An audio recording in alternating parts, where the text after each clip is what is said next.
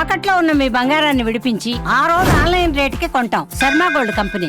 Amaravati outer ring రోడ్డుకి సంబంధించి ఒక అడుగు ముందుకు పడింది. కేంద్ర ప్రభుత్వం ల్యాండ్ ఎక్విజిషన్కి సంబంధించి భూసేకరణకు సంబంధించి అయ్యేటువంటి అదనపు ఖర్చు 1000 కోట్ల రూపాయలని భరించేందుకు సంసిద్ధత వ్యక్తం చేసినట్టుగా సమాచారం ఉంది. అలానే డిపిఆర్ ఫైనల్ డిపిఆర్ని రూపొందించేటువంటి క్రమంలో అధికారులకి ఆదేశాలు అందినట్టుగా తెలుస్తోంది. ఈ క్రమంలోనే ఆంధ్రప్రదేశ్ ముఖ్యమంత్రి గతంలో చంద్రబాబు నాయుడు చేసినటువంటి విజ్ఞప్తి మేరకు 140 మీటర్ల మేర అంటే 8 వరుసల రహదారి ప్లస్ 2 సబార్టీరియల్ రోడ్స్, వాటితో పాటు ఒక centrally located railway system, suburban railway system కింద ప్లాన్ చేయడానికి అనువుగా ఉండేలాగా 140 మీటర్ల విశాలంగా ఉండేటువంటి రోడ్డు వ్యవస్థ నిర్మించాలని రాష్ట్ర ప్రభుత్వం విజ్ఞప్తి చేసింది. ఫైనల్గా దీనికి అంగీకారం తెలిపినప్పటికీ అదనపు వ్యయాన్ని ఎవరు భరించాలనే అంశంపైన ఇప్పటివరకు స్పష్టత లేదు. ఇప్పుడు వస్తున్నటువంటి సమాచారం ప్రకారం చూస్తే దీనికి లైన్ క్లియర్ అయింది. ఫుల్ ఫ్లెడ్జ్డ్ డిపిఆర్ పైన వర్క్ చేసేటువంటి ప్రయత్నాల్ని కేంద్ర ప్రభుత్వం, ముఖ్యంగా national highway authority of India ఇప్పటికే మొదలుపెట్టినట్టుగా సమాచారం వస్తుంది. అసలు ఔటర్ రింగ్ రోడ్ ఏంటి, దీనివల్ల వచ్చేటువంటి ప్రయోజనాలు, మార్పులు, చేర్పులు ఏ విధంగా ఉండబోతున్నాయి అనేది ఒకసారి మనం విశ్లేషించే ప్రయత్నం చేద్దాం. ఇది అమరావతికి సంబంధించి పూర్తి స్థాయి outer ring road route map. ఈ మ్యాప్ రూపకల్పన కూడా గతంలోనే జరిగింది. అయితే కొన్ని స్వల్ప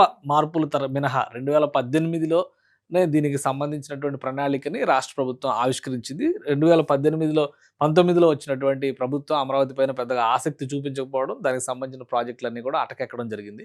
సో వీటిలో స్వల్ప మార్పులు చేస్తూ ఔటర్ రింగ్ రోడ్డుకు సంబంధించినటువంటి ప్రణాళికని కేంద్ర ప్రభుత్వం ఫైనల్గా ఆమోదం తెలిపింది. ఆ ఆమోదానికి తగ్గట్టుగానే నేషనల్ హైవే అథారిటీ ఆఫ్ ఇండియాకి ఇప్పుడు డిపిఆర్ రూపొందించేటువంటి బాధ్యతని అప్పగించబోతున్నారు. మొత్తం ఈ సర్కిల్ కనుక మనం చూస్తే 189 కిలోమీటర్ల వైశాల్యంతో ఉండేటువంటి, అంటే ప్రస్తుతం హైదరాబాద్ ఔటర్ రింగ్ రోడ్ కంటే కూడా ఒక 20 కిలోమీటర్లు, 20 నుంచి 30 కిలోమీటర్లు ఎక్కువే ఉండేటువంటి రహదారి వ్యవస్థని అమరావతికి మణిహారంగా నిర్మించేందుకు రాష్ట్ర ప్రభుత్వం ప్రణాళికలను సిద్ధం చేస్తుంది. మొత్తం ఈ 189 కిలోమీటర్లను కూడా 10 ప్యాకేజీలుగా విభజించే దిశగా కేంద్ర ప్రభుత్వం ఆదేశాలు జారీ చేసినట్టుగా తెలుస్తుంది. ఈ 10 ప్యాకేజీలను ఎక్కడెక్కడ ఏ విభాగాలుగా విభజిస్తారు అనేది ఇంకా క్లారిటీ రావాల్సి ఉంటుంది.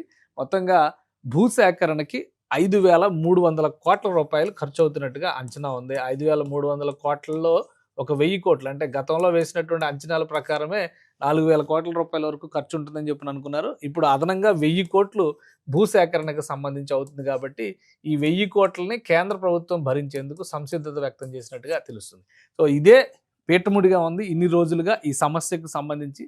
సో కేంద్రం దీనికి సంబంధించినటువంటి ఆమోదాన్ని తెలుపుతున్నటువంటి నేపథ్యంలో పనులు చకచకా ముందుకు సాగుతాయనేటువంటి అంచనాలు వస్తున్నాయి. అలానే ఈ ప్రణాళికను ఒకసారి మనం గమనించి చూస్తే కనుక గతంలో చేసినటువంటి మార్పులు మొత్తంగా ఉమ్మడి కృష్ణ, గుంటూరు జిల్లాల పరిధిలో గతంలో ఉన్నటువంటి ప్రణాళిక ప్రకారం చూస్తే ఉమ్మడి కృష్ణ, గుంటూరు జిల్లాల పరిధిలో వస్తుంది. ఇప్పుడు ఉన్నటువంటి జిల్లాల విభజన తర్వాత చూస్తే కనుక 5 జిల్లాల పరిధిలో ఔటర్ రింగ్ రోడ్ వస్తుంది. సో ఈ ఔటర్ రింగ్ రోడ్డు 22 మండలాల పరిధిలో 87 గ్రామాల మీదుగా 6 వరుసల్లో ఫస్ట్ ప్రతిపాదించినటువంటి రహదారి ఇప్పుడు 8 వరుసలకి పెంచుతున్నారు. 8 వరుసలకు పెంచడంతో పాటు రహదారికి అటు ఇటు కూడా అదనపు భూముల్ని సేకరిస్తారు. వీటిని భవిష్యత్ అవసరాలకు తగ్గట్టుగా, అంటే రైలు మార్గాలను ఏర్పాటు చేయడానికి కానీ ఇతర అవసరాల కోసం కానీ దీన్ని వినియోగిస్తారు. సో ఇందులో మార్పులు ఏమీ ఉండేటువంటి అవకాశం లేదు. మ్యాక్సిమం ఇదే ప్లాన్ ప్రకారం వెళ్తుంది. మొత్తం టోటల్ రింగ్ రోడ్డుకు సంబంధించినటువంటి ప్రణాళిక అంచనా వ్యయం అయితే గతంలో దాదాపు 16,000 కోట్ల రూపాయల వరకు అవుతుందని చెప్పని అంచనా వేశారు. భూసేకరణకు సంబంధించి ఇప్పుడు 5,300 కోట్ల రూపాయలు అంచనా వేస్తున్నారు.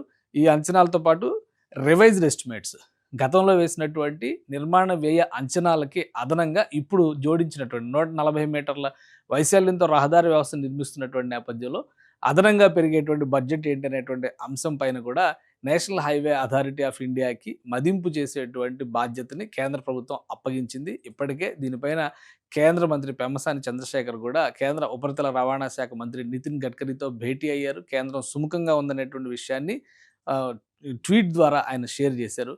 సో ఇప్పుడు అధికారులకి తాజాగా అందినటువంటి ఆదేశాల నేపథ్యంలో 1 నుంచి 3 నెలల్లో దీనికి సంబంధించినటువంటి సమగ్ర ప్రణాళికని ఆవిష్కరించే అవకాశం ఉంది.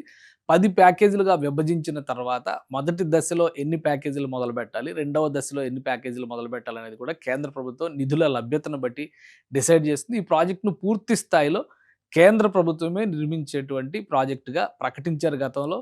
ఈ అదనపు వ్యయం విషయంలోనే రాష్ట్ర ప్రభుత్వాన్ని భరించాల్సిందిగా ఒక విజ్ఞప్తి కేంద్రం చేసింది. అయితే ప్రస్తుతం ఉన్నటువంటి ఆర్థిక స్థితిగతుల్ని కేంద్రానికి వివరించిన తర్వాత కేంద్రమే ఈ బాధ్యతను తీసుకునేటువంటి ప్రయత్నం చేస్తుంది. అయితే రాష్ట్ర ప్రభుత్వం వేసేటువంటి జీఎస్టీలో అంటే స్టేట్ ట్యాక్సెస్ విషయంలో కొన్ని మినహాయింపులు ఇస్తుంది. ఈ మినహాయింపుల ద్వారా 1,200 కోట్ల రూపాయల నుంచి 1,600 కోట్ల రూపాయల వరకు కేంద్ర ప్రభుత్వానికి వ్యయం తగ్గేటువంటి అవకాశం ఉందని చెప్పని రాష్ట్ర ప్రభుత్వం చెబుతుంది.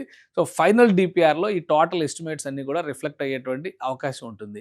మొత్తం మీద చాలా కాలంగా ఔటర్ రింగ్ రోడ్డుకి సంబంధించినటువంటి చర్చ నడుస్తూ ఉంది. అది ఒక కన్క్లూజన్కి వచ్చినట్టుగా మనం భావించవచ్చు. ఆంధ్రప్రదేశ్ ప్రభుత్వం చేసినటువంటి అన్ని ప్రతిపాదనల్ని కూడా కేంద్రం ఆమోదిస్తూ కేంద్రమే పూర్తి స్థాయి బాధ్యత తీసుకుని ఈ నిర్మాణ ప్రణాళికను ముందుకు తీసుకెళ్లే ప్రయత్నం చేస్తుంది. కాబట్టి 2 నుంచి 3 సంవత్సరాలు లక్ష్యంగా పెట్టుకోవడం ద్వారా ఔటర్ రింగ్ రోడ్డు సమగ్ర స్వరూపాన్ని ఆవిష్కరించేటువంటి అవకాశం ఉందని చెప్పని ఆంధ్రప్రదేశ్కి చెందినటువంటి అధికార వర్గాలు అంచనా వేస్తున్నాయి.